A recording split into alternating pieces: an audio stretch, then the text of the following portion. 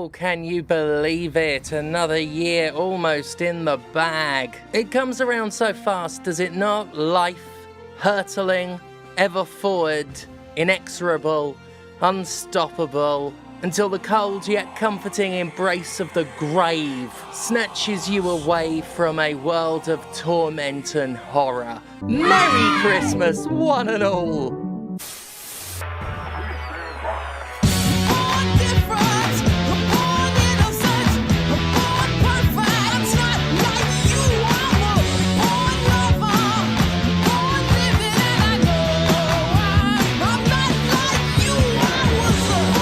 It's the Jimquisition Game of the Year Awards, or the High Steph Game of the Year Awards, or whatever. Like the branding matters. Hydrobot is gonna enjoy the rest of the Game Awards, everyone. What matters is, as 2025 wraps up, it's time for your humble Stephanie Sterling to look back over what she has played and tell you which games were the best ones objectively, because her opinion is scientifically correct. That would seem highly improbable. So now it's time to shut up as we announce the first Game of the Year award winner, and it is... Wait, no, that can't be right. Greg, is this right? This is a blooper game. It's Kronos. New Dawn. Huh. I never, in my life, thought a Bloober Team game would make my list of best games released in pretty much any year, ever, even if it was a year in which literally no other games had been made, which, let's face it, isn't entirely impossible in a medium where companies seem to cancel more games than they greenlight. I do love me a redemption story though, and for every time I've needled Bloober for its treatment of trauma, for every time I've criticised the company's reliance on cheap horror tropes, the studio has left me speechless with not just a good Bloober game, but one of the best horror games released in recent times, period. Kronos, The New Dawn had me teetering on the edge of leery with its opening, where it became clear the studio was looking to use our collective trauma from the 2020 quarantine as a narrative basis. However, it's not hackily exploited so much as cleverly used to build a relatably uncomfortable atmosphere, and it's more of a backdrop for an original and fascinating science fiction story that has some cool things to say about identity. Even when it verges on portraying multiple personalities, it does so with restraint. And its horror elements are similarly held in reserve. The endless attempted jump scares of Silent Hill 2's remake have been traded out for a handful of startle moments that are earned by an oppressive, dread-filled atmosphere, and that's the important part. All of Kronos' scares have been earned. It puts in the graft, and that's the difference between proper horror and hacky schlock. This is a horror game sculpted with skillful hands, a visually arresting, stomach-churning adaptation of the Dead Space formula with plenty of its own ideas, a well-acted story, and some solid third-person shooting that isn't brilliant, but it gets the job done. It provides the requisite thread of death and keeps you occupied as you get to the great stuff which Kronos is filled with. So yeah, Bloober kicked ass on this one. If this is indicative of their future performance, I think this developer may well cement itself up there with the lauded horror studios. And I genuinely can't believe I've said that. The wonders, will they never cease? Please? Because some of the wonders that have been coming out since the 2020s started have been really bloody horrible. Can they cease? Can some of them cease? Anyway, if you know me, you may not be surprised at this one. It's Bull X Pit. To say Bull X Pit was made for me is putting it a little lightly. I mean, obviously it wasn't literally made for me. The developer wasn't all, I'll make a breakout pinball town builder with Vampire Survivors elements just for Stephanie to enjoy, but if you were going to make a game entirely for my enjoyment, a breakout pinball town builder with Vampire Survivors elements is a perfect way to go about it. Throw in a virtual pet while you're at it. And some tits. Not on the pet, obviously. Although, as far as my tastes go, this is some very celestial stuff. This year's top-tier indie time sink, as far as I'm concerned, predicated on a simple concept with deeper systems beneath. So it's a brick breaker game, but the bricks are potted enemies and the paddle is a little guy. Look at the little guy there. Ain't they little? The Krabby Puppy's so cute, he makes me wanna die. You shoot these tiny baby balls as a source of constant fire, but the special balls are where the real damage is done. These balls have unique properties, such as the bleed ball, which stacks bleed effects for major damage, or poison, which stacks, well, poison, for dealing poison damage, with poison, like poison tends to do. There are many special balls randomly offered when collecting enough XP gems to level up, and if that's where things were left, it'd be pretty neat. Thing is though, when special balls are leveled up enough, they can fuse together to create a ball that has the properties of two. Very neat. That's not all either, because some ball fusions full on evolve to radically alter the ball's behaviour, such as mixing the lightning ball with the iron ball to create one that sticks AoE lightning rods in the enemies it hits, or if you mix the vertical laser ball with the horizontal laser ball, you get a cross laser ball. Super neat. Oh, and then you can fuse an evolved ball with a fully leveled special ball to add the latter's properties, giving your lasers fire or your lightning rod ball the ghost property that passes it through enemy hordes. Very super neat. It's such a damn good game. Oh, and I almost forgot, yeah, there's that city builder as well, where you place facilities and resources and build stuff by pinging physics-driven townspeople off of your arrangement like fucking pinball. Double. Very super neat. Come the fuck on. How is this game not getting tons of awards? Yeah, quite happy with that recording. And hey, go me. I didn't mention testicles once. Which means I built this entire set for nothing. Oh, tear it down. Okay, it's time for a very recent one. This one snuck in right at the last moment and sufficiently wowed me to the point where I had to put it on this list. Put your claws together for Octopath Traveler 0. I believe the original Octopath Traveler made the cut for one of my previous uncoveted and prestigeless Game of the Year awards. It's a terrific game with a lovely sequel, and it was followed up with a gacha game. Obviously. I mean, Square Enix published it. What, you think it wouldn't have gone gacha under the ridiculous captaincy of Square, let's do everything shitty in the shittiest way possible, Enix? Anyway, when it inevitably died, like every Square Enix service, it was dug out of the grave and resurrected as Octopath Traveler 0, and, yes, bloody incredible. Not everyone will agree with me on this one, but with its fantastic script and gameplay additions, Octopath Traveler 0 may well be the best in the series. Its first half is particularly stellar, driven as it is by some of the most amazingly horrible villains I've seen this side of Colonel Volgin. The move from 8 protagonists to 1-player avatar loses some uniqueness and gains nothing from the silence of it, but it makes for a cohesive plot that is just grandly scripted. Combat is expanded to include 8 character parties that can be tweaked and tailored for strategic perfection, and it drew me in deeper than either of the previous games. The regular repetitive battles are over far quicker, but the bosses are still challenging, so the pace has been improved tremendously. On top of that, there's a town building element that, while limited and lacking in pinball action, is an engrossing addition to a game that would have been top-notch without it. It's simply marvellous! You see, I said it like August says it in the game. Let's try that again. Marvellous! I can't quite nail it. Nah, moment's gone. One of the risks with end-of-year honours is you can often forget the stuff that came at the beginning of the year. This next game came out in March, and I almost forgot to include it as a result. Now, if I'd have actually done that, I would have had to kick myself on the arse so hard that I'd upchuck my own rectum. Ew! Which is my pleasant way of announcing the next winner, 2 Point Museum.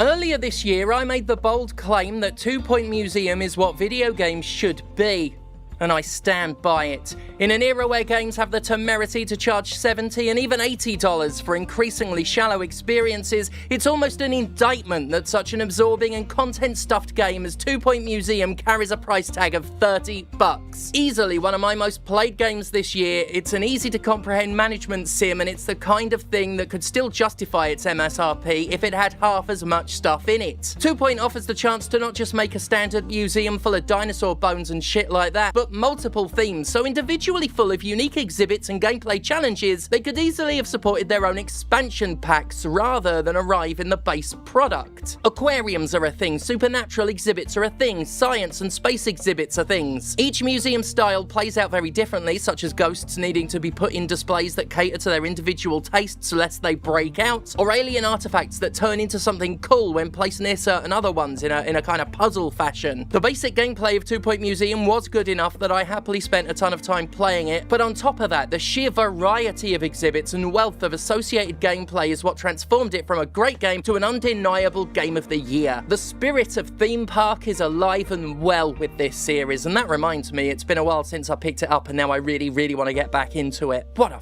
fucking excellent game. Oh, did a Hades game come out this year? Well, I guess we better put that on the list. Yeah, Hades 2 is the next one. Another sequel to a previous and simply sterling Game of the Year winner, Hades 2 is a whole lot of Hades, and that's a whole lot of really quite good actually. Its biggest flaw is something it couldn't help. It isn't even a flaw per se. Hades 2 came out after Hades did. That's it. That's the most pressing issue it faces. Hades came first, and so some of the revelatory shine has been dulled. The surprise over how much it just keeps going and going and going was a big part of the game's arresting allure, but it was far from the only part, and Hades 2 nails everything else. The intensely likeable characters, the above-reproach voice acting, the excellent roguelike gameplay full of incredible weapons, the gorgeous visuals, the buckets of unfolding gameplay, it's all here and it's all as great as it ever was. Plus it has Skilla in it, and she's just the best.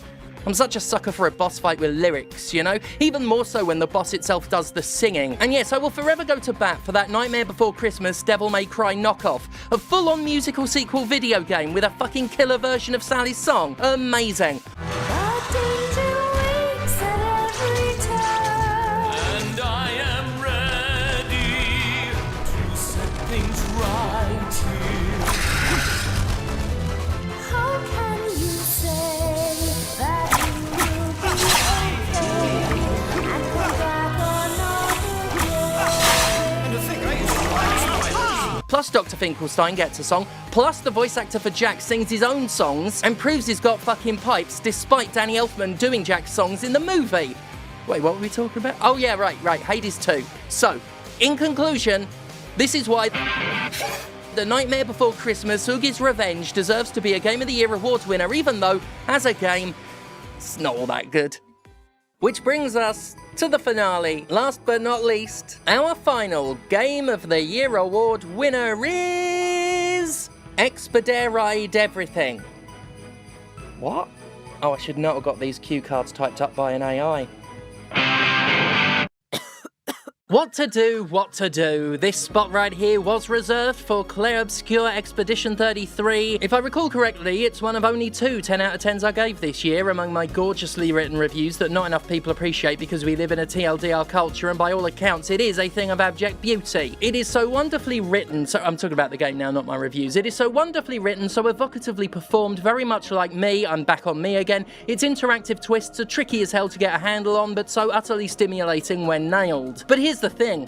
There's a dark cloud hanging over this game's head, and that cloud's name is Cumulossus, the Cloud King, the Storm Gatherer, Viscount of the Vapors, and Prince of Precipitation. That's not Cumulossus, the Cloud King. Not this time. For he would have been a lot cooler than what the problem actually is. Yep, it's controversy surrounding so-called generative AI. Was it used in the making of Clair Obscur? One guy involved said kinda yes, another guy involved says no, but in that way you often hear pro-AI guys say no when they say nothing in the game uses AI, because if you only pay attention to the exact words being said, it's technically true. But the thing is, if AI was used, it doesn't matter where the AI was used. Larian's CEO may be all, oh, it's just to generate ideas, we're not making assets with it, but AI is a world-burning, plagiaristic poison that relies on creeping concessions. You know how much energy it must have taken to generate a flow this size? It needs us to relax our stance on it, to accept some okay uses. Just a little bit here and there as a treat. Insidiousness is the name of the game, and fuck that. Zero tolerance is the only way, because tech bros can and will take a no and force it to be a yes if you don't refuse hard enough. But the question is, did Expedition 33, the game I spent months marvelling at, employ AI somewhere along the line in its development, even just a little bit? I don't know. If it did, then it's not a Game of the Year as far as I'm concerned. I'm treating AI the same way I've always treated microtransactions in fee-to-pay games. Even if I love the thing, I can't in good faith award it as an exemplar, not when it's employing or enabling harmful practices. If it didn't, then absolutely, it's one of the best things I ever played, and like 2 Point Museum, it's less than half the price price of a so-called AAA game and offers so much more in return that it should embarrass the big budget industry. So, it's in this award slot, but I'm also keeping this an open spot for games that I want to award but might not quite be able to. In which I'm also going to add Kirby Air Riders, because fuck, I love Kirby Air Riders, but no game should cost $70, even though this one comes damn close to justifying it, certainly more so than Mario Kart World and the sheer gall it had to charge $80. Air Riders is less a racer and more a racing-adjacent activity centre. In fact, the racing part is my least favourite bit. It's all about City Trial, the arena rumble where you rush to find a preferable vehicle and bump up your stats before choosing one of 4 randomly selected events to compete in. I often pick my games of the year based on how long I spent glued to it, how magnetised I was, and in that regard, Air Riders takes home the biscuit. It has a playable Marx in it, my favourite Kirby baddie, the numero uno reason to call oneself a Marxist, and you can play as Cappy for fuck's sake, the dumb mushroom, and ride a bike shaped like a wheelie. I love Kirby. In fact, this game also made me dig out my 3DS and play through Kirby Triple Deluxe again. What an underrated game that is. Also in this flexi spot of an entry is Date Everything. It's here not because of any practice it's engaged in. Frankly, this game's approach to development and business is pretty much everything I stand for, but because,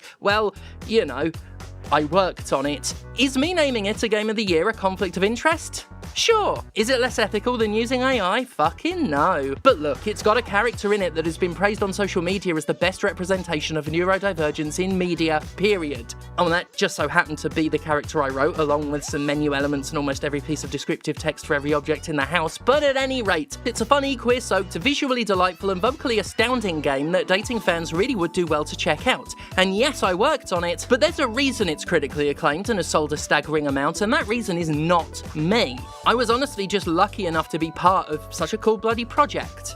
And if none of those games seem like a good one to suggest, so I don't know, fucking put Sonic Crossworlds here instead of Air Riders or something. It's a great racer, one of the best feeling arcade car games in terms of handling, and you can beat a egg porn in it, a egg porn in a Beetle car. I don't just judge racers based on which enemies you can play and or drive, but I gotta admit, it sweetens the pot to sugary degrees.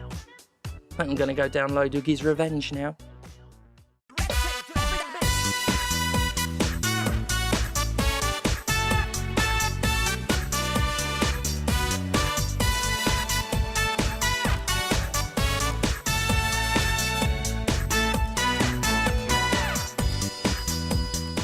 And there you have it. Take umbrage with any of those selections? I don't give a flying fuck.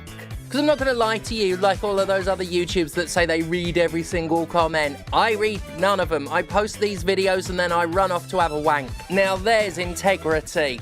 Oh, and speaking of wank, next week is the end-of-year video that you all actually care about. Yes, once again, we are putting on the elbow-length gloves, prizing the arsehole of the game industry apart, and yanking out the top 10 shittiest games of 2025. Suppose it's the cheeks you prize apart. The hole's prized open. It's that kind of deep philosophical thought you can only get on High Steph. And that was High Steph saying bye, Steph, and thank God for me. See you next week.